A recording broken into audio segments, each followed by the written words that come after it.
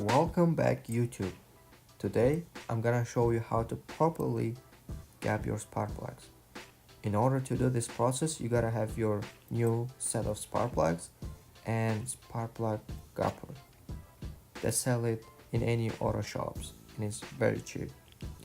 As you can see, the gap for my spark plug is quite big and I'm making sure that I'm checking it correctly. So it's way bigger than it is required. For my car, the spark plugs should be 0.032 and for yours is different, refer to your manual.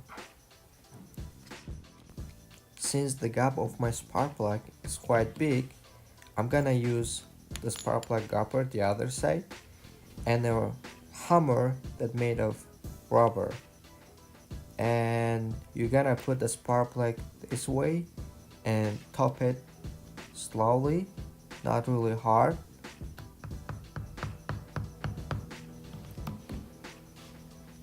And we will check the gap again.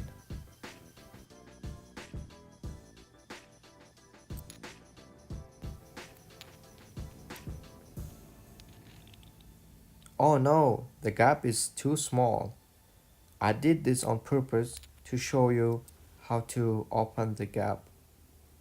You're gonna use the gap opener's edge, but be careful, push it slowly, don't push too hard, otherwise you will break your spark plugs.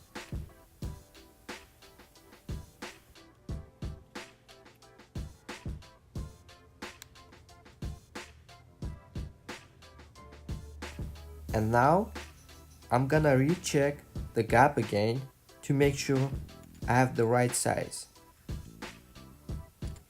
As you can see, it's really close to 0.032. This is the size that I need for my spark plugs and it's different for yours.